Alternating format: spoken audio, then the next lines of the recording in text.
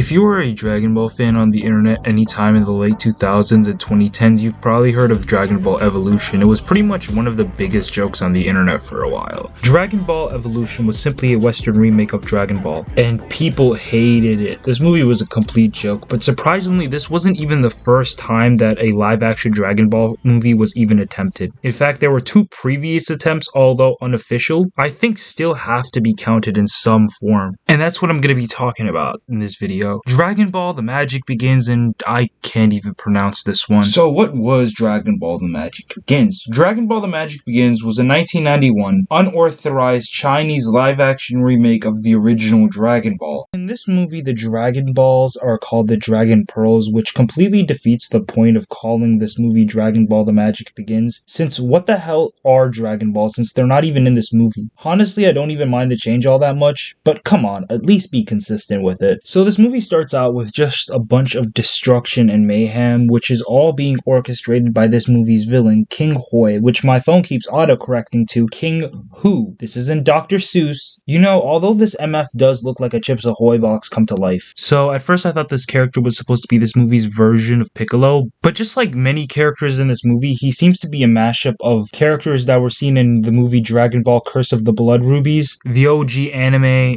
and the original source material of the Dragon Ball franchise, Journey to the West. What makes this weird is that not only is this movie adapting the original Dragon Ball anime, but it's also adapting a remake of the Dragon Ball anime. Dragon Ball Curse of the Blood Rubies is a movie that takes place and recontextualizes certain events in the original Dragon Ball, but literally cannot be canon to it. In Dragon Ball Curse of the Blood Rubies, similar events that play out in the first arc of Dragon Ball do play out, but they play out slightly differently. Certain characters are replaced or switched around. For example, the main villain that King Hui is based off, seemingly, isn't Piccolo. It's actually Emperor Pilaf. Sort of, kind of, hear me out. In Dragon Ball Curse of the Blood Rubies, Emperor Pilaf is switched out with this dude called King Grimes, I think is how you say it. And because this is an unauthorized Chinese remake, he does give them a convenient out to change up some of the names. Journey to the West is a classical Chinese story after all, and it's still pretty big in China. There's multiple franchises based off of it as well. So after we witness King Chips Ahoy basically massacre an entire village for about 5 minutes, we are greeted to this movie's version of Goku, whom is called Monkey Boy this time around, which I don't know about that one. We then end up meeting his grandpa, who's still alive in this version of the Dragon Ball universe. God, I'm so not used to seeing him without a beard. Him and Goku end up sparring for a bit. Honestly, the fight scenes in this movie don't even look that bad. They're actually pretty decent, Actually, the flying doesn't even look that bad either. It doesn't look completely real or believable, but it looks just as good as the Christopher Donner Superman movies, if I'm gonna be honest. My immersion wasn't broken or anything. We then bear witness to this MF Goku trying to hunt a crocodile. Dude, you're gonna get acrylic poisoning. We then have the first scene in which Bulma appears in, which is very reminiscent to the way she appeared in the original Dragon Ball. She comes out her car looking like a fine-ass Asian Laura Croft too. Hey, I ain't complaining. She ends up shooting at this literal child, which, hey, I can't even knock this film that happened to the original, so this weird creative choice is on Akira Toriyama, if anything. And then we end up getting this really weird scene that just feels strange and completely out of place. I remember he said that a girl's chest is bigger than a boy's. But it's strange. Why should your chest be bigger? Hey, can I take a look? Hey, you can't touch me. My grandpa said that too. He said a boy mustn't touch a girl. He said that those who do are called rapists. Why did they say that in unison, and why were they happy about it? This is weird! Not even a few moments later, we end up meeting Ulan, and god damn is this guy creepy. In this movie, Ulan is black with blue hair and no shite. The first scene we end up seeing him in is one in which he's trying to SA a little girl. I am not shitting you. That is what happens. That is what we get. Like, I don't even know what they were going for with this design. Like, for some reason he's painted all black, which couldn't have been the most practical color to use. I guess he has a snout like he does in the original series, but he's so black you can barely see it. I find it funny that they didn't even attempt to give Bulma blue hair, but this boy's got a whole set of blue locks. Not really, but you get my point. Also, Ulan has the ability to shapeshift in this movie, which unfortunately ends up coming back. And just when you thought this movie couldn't get any weirder, a damn cowboy shows up. Now, I knew off the jump this nigga was Yamcha, but I only knew that because I read the plot synopsis before I watched this movie. He's introduced with a parrot who becomes a really annoying part of this movie from this point on. This is my master, Mr. Westwood, and me, I'm Miss Snow White. I guess he's supposed to be this movie's version of Polar, or whatever the hell his name is. The other movie just used a stuffed animal. Oh, yeah, Goku and Ulan, they're friends now. How the hell did this happen? Well, Goku basically beat the black out of Ulan. It was basically the 1080p version of that one Chinese commercial. This man beat EDP so hard that he ended up turning into Harvey Weinstein. Isn't Weinstein white, though? Shut up. He managed to save the little girl before anything bad happens, and that brings us to this scene. It's weird because they introduce him as this cowboy-like guy, but they basically give up on that 4 minutes into his introduction and turn him into like a ninja. I actually really like his design, not even gonna lie. It gives off like these anime vibes. The wrong anime vibes, but anime vibes nonetheless. Again, this movie has a far more comedic tone, much more in line with the original Dragon Ball. This is emphasized by just how Goku and Yamcha's fight ends, with them both doing this weird nose thing to each other, before Yamcha gets a look at Bulma doing that slow head tilt thing they do in all the movies. I don't even blame the guy. If I saw her, I would just give up too. To make this weirder, she's basically instantly in love with him. Yamcha's entire character arc in this movie is basically him having a fear of girls, a literal fear of girl phobia. It's never actually explained why he has a fear of girls, but we get some pretty entertaining scenes from it. I mean, this dude is basically living the incel dream, and yet he's not taking advantage of it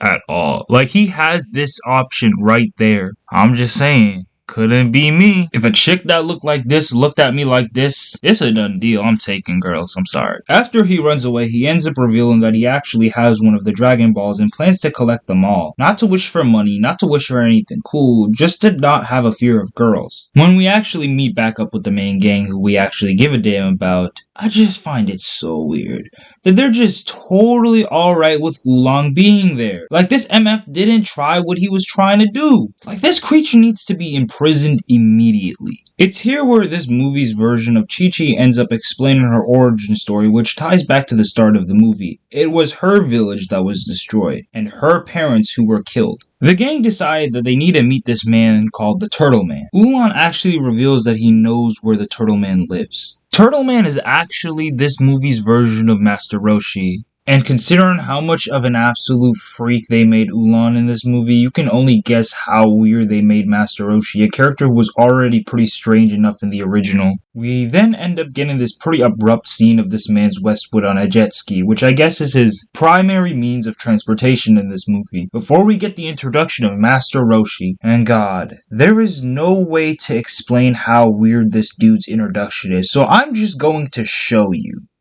None of this is edited, by the way.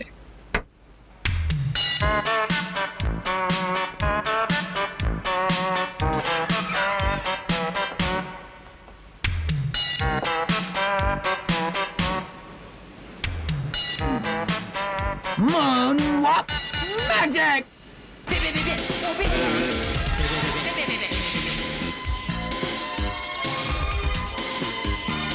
The best way I can explain this version of Master Roshi is basically if you were to take Epstein, Michael Jackson, that one guy from Family Guy, and the straight version of James Charles and put them into a blender. The first time we see him, he's doing this weird dance, and this isn't even the last time he does it. Whose idea was this? Now, Yamcha ends up actually showing up to his island and ends up getting his butt beat. After Master Roshi's done beating the shit out of Yamcha, the main crew show up. And man, this man, Master Roshi, needs to be put in a prison. He ends up looking up and down this chick. Aw shit, nah. I just looked something up. The actress for Chi-Chi would have been around 17 when this movie got filmed. Aw man, no. No. This adds an extra layer of creepiness to the character who was already pretty creepy to begin with. I mean, in the original, Bulma was around 16, so, I mean, hey, this is kind of par for the course with Dragon Ball, OG Dragon Ball. unfortunately. Now, these MFs basically start talking before they all realize, yo, we have Dragon Balls of our own, more or less. They end up realizing Westwood has one due to his parrots snitching on him, which ends up with one of these cartoony scenes in which Bulma kisses him. Now, you ain't gonna lie, this would probably be my reaction too. But I don't think I would turn into a slot machine. They get his Dragon Ball, he ends up fainting and running away on his little jet ski. But they still have one problem. How do they get Roshi's Dragon Ball? Well, knowing Roshi, well, he demands to basically, let's just say he wants to see Bulma tatas, okay? Let's just say that. Let's just say he wants to see Bulma's tatas. Now, they find a way around this, actually. Remember what I told you about Ulan's shapeshifting unfortunately coming back? I'm not sure if it's all that unfortunate, because, he basically morphs himself into a version of Bulma with bigger tatas. I'm not even joking. I'm not sure if this is an upgrade or not, but I really don't know what it is with this movie and giving Master Roshi these weird dance scenes, but him and Bulma end up, Ulan Bulma end up dancing, and it's kind of cursed. I'm not even gonna lie. Like, what is this? Yo, reminder that the actress was 17. Reminder. Only reason I'm allowed to simp is because I'm 19. So keep your comments PG. Now, just when you thought this movie was getting a little, weird, the island ends up getting attacked by the cyborg-looking people from the first act, and we're finally able to see Hoi again. Honestly, I almost forgot about this guy, since the last time we saw him appear was around the 6-minute mark, and now we're already about an hour and 10 minutes into this movie before he finally decides to rear his ugly, smurfed-up lizard head again. Now, honestly, this movie starts to get really good around this point. We end up seeing Yamcha with a gun, and the death of this random blonde bitch.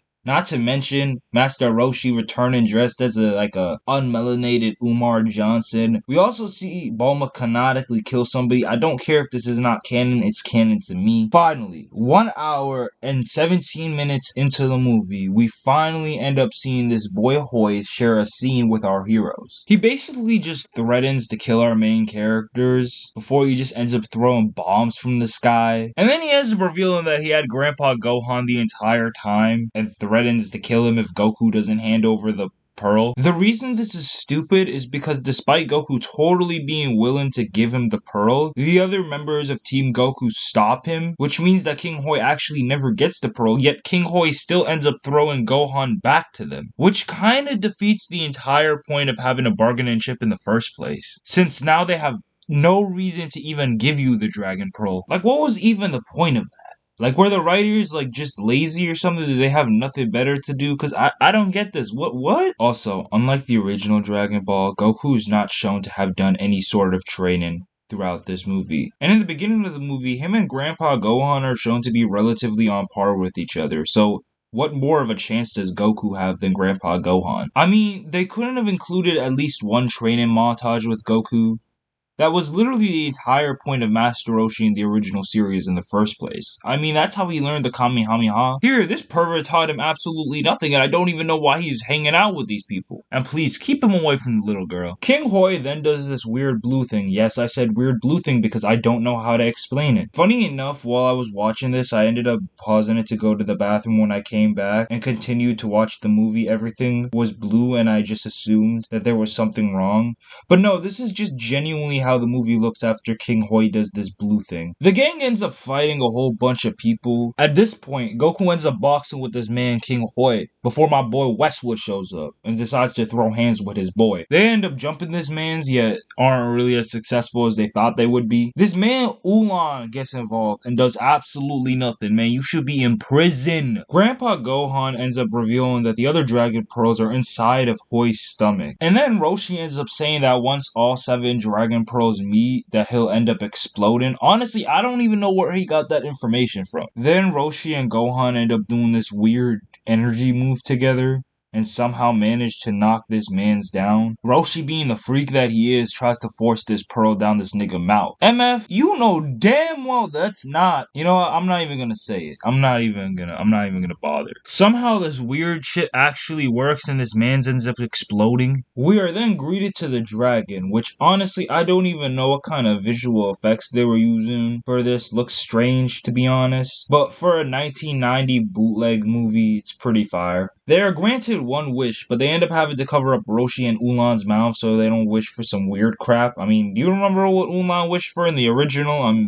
That was pretty weird in and of itself. This ends up allowing for this version of Chi-Chi to wish her family back to life. P.S. I don't know if this was just an English dub thing, but Shenron just sounds like a normal guy, like legit. Is this just like some dude who works at Arby's or something? And I say Arby's because only a nigga who works at Arby's would have the audacity to paint himself golden and call himself Shenron. We then end up getting this scene where Yamcha challenges Goku to a fight. They end up jumping in midair and the movie ends up ending. Roll credits. I'm not even gonna lie, this movie was better than Dragon Ball Evolution. Listen, I'd be lying if I said I didn't genuinely enjoy this movie. I got genuine enjoyment from this movie. And I'm not gonna even lie, like, not all of it was even, like, ironic or cringeworthy. I'm not just saying this as, like, a diss to Dragon Ball Evolution, like, oh, Dragon Ball Evolution is crap. No, I mean, like, this was a pretty good martial arts movie. Well, I mean, not martial arts, you know what I'm saying. It's like this fictitious karate type bullcrap.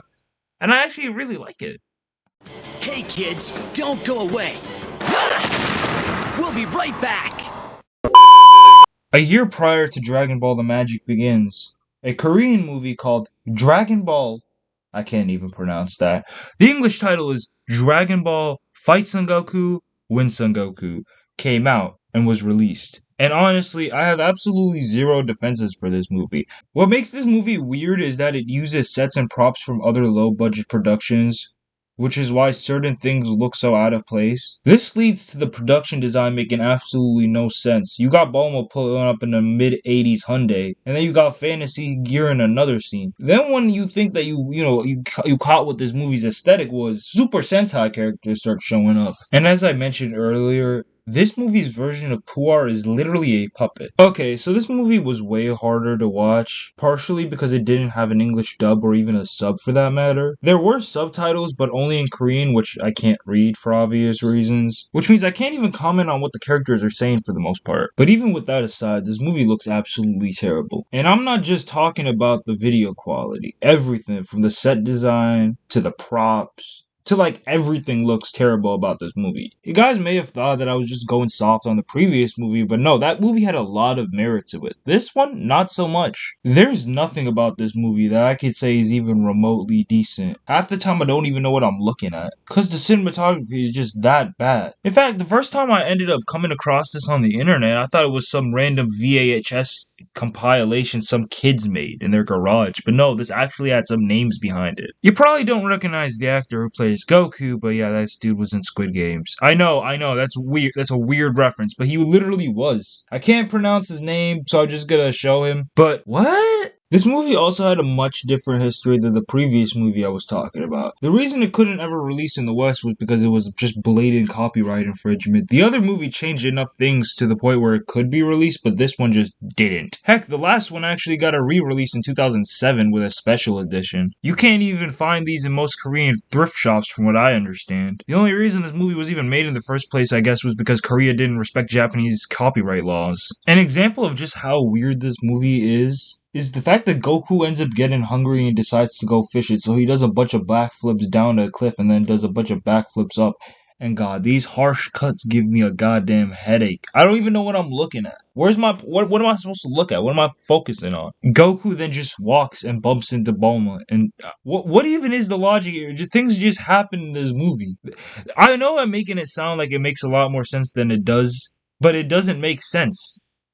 He just walks and bumps into her. There's no setup. They don't show a scene with her before. Things just happen. We also get to see her Dragon Radar, which is that literally just a Game & Watch? Like, what even is the production design here? Then they get attacked by a guy in a pterodactyl costume, and God, this looks absolutely terrible. And they originally got attacked by just a straight up pterodactyl, but again, I guess they didn't have the budget for that, so this is what we're dealing with right now. It doesn't even look like it was made for this production. Like, it literally just looks like it was stolen from another production. Other things are also switched around too, like instead of Goku getting attacked by a literal bear, he gets attacked by a guy in a... What is this? Well, I don't even know what kind of costume this is. What is he cosplaying right here? This is some goddamn fetish gear? We then get to see this movie's version of Pilaf, who looks absolutely demonic, and his henchman. And wait, is that... John Cena!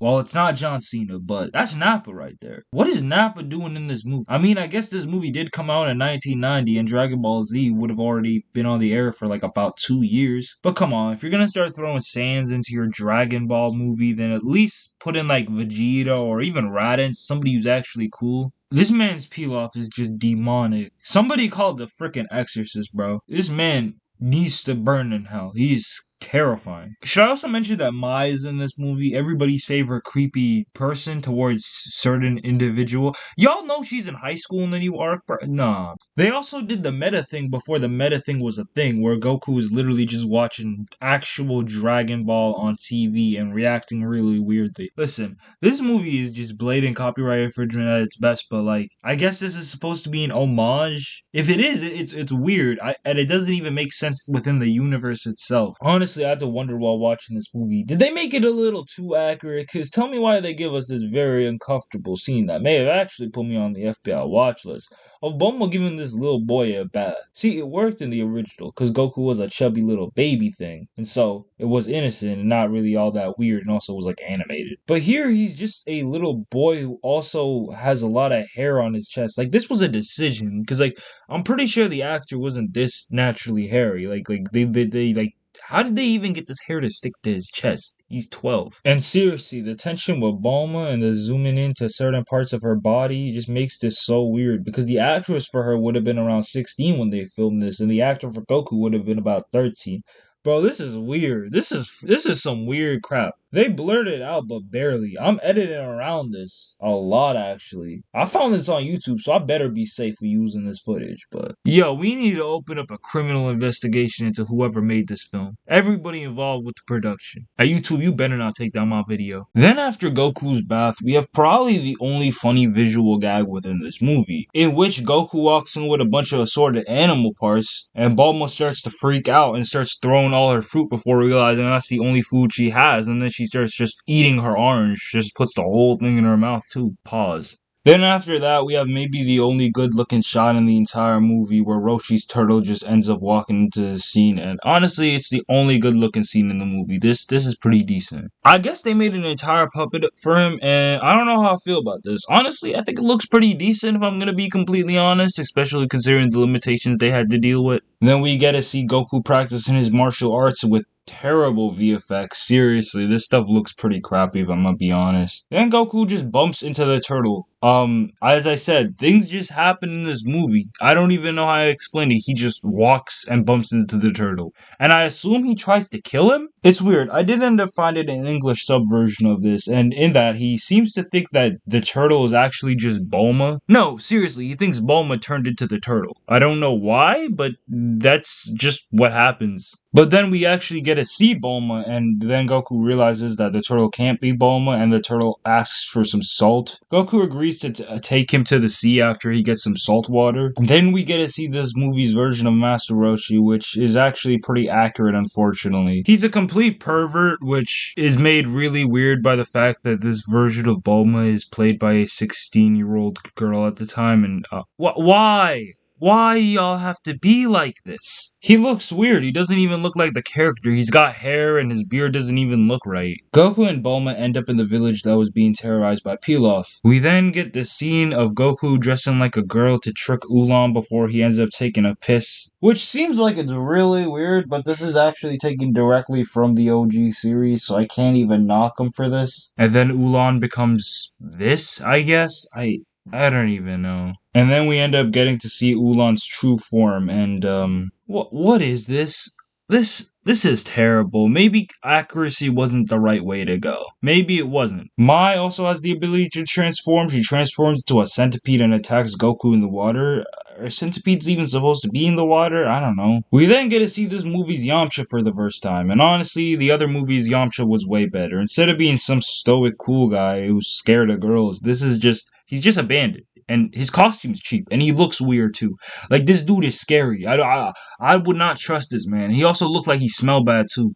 He tries to steal the Dragon Balls, but gets very easily defeated. Also, his version of Puar is literally a stuffed animal, as I stated earlier. And honestly, I'm wondering to myself, whose idea this was. Honestly, Puar's got a pretty cool voice though. It's pretty adorable, I'm not gonna lie. This movie does try to adapt things in a different way from the last one, where the last one would just straight up change things around and do whatever it wanted. This one tries to stay accurate, but I think that's to its detriment, because they clearly didn't have the budget to do anything. We meet Chi-Chi, who, let's just say she's dressed better than she was in the original series, but then we also meet the Ox King, and come on, man. Like, look at that. That is cheap. The best example of how cheap this movie is when we get to see the Ox King's castle on fire, and you're seeing what I'm seeing, right? This isn't right. This is something that I could do. But on top of that, at least the other movie tried to stay firmly within the universe of Dragon Ball. Yet this movie has Nappa fighting with a sword. And honestly, you won't even believe how this movie ends. P.S. Before we get to the end of this video, I did forget to mention this earlier, and I don't know where to slot this into my recording, but I feel like they spent half the budget on Bulma's outfits alone, considering the fact that she changes outfits every other scene. But back to the task at hand. You won't believe how this movie ends. You really won't. Pilaf turns into a Megazord and gets shot out by Yamcha's flying car. Yamcha's unsuccessful, so Goku and Ulan end up teaming up, and Ulan does a Kamehameha. Before I get to my final thoughts on this movie, just remember to like and subscribe, because this was painful. As for my final thoughts of this movie, it's a dog crap. I honestly struggled to watch this specific movie, and I literally wanted to not even make this part of the review. Back in the day, I loved to watch I Hate Everything's bad movie reviews, but I never actually wanted to watch the bad movies myself. I can say with all honesty, yeah, I watched this so you didn't have to. This movie was dog crap, and I don't recommend watching it. I don't even recommend looking at this movie, as it literally gives me a headache. Everything I said that was positive about The Magic Begins is still intact. I like that movie, unironically too.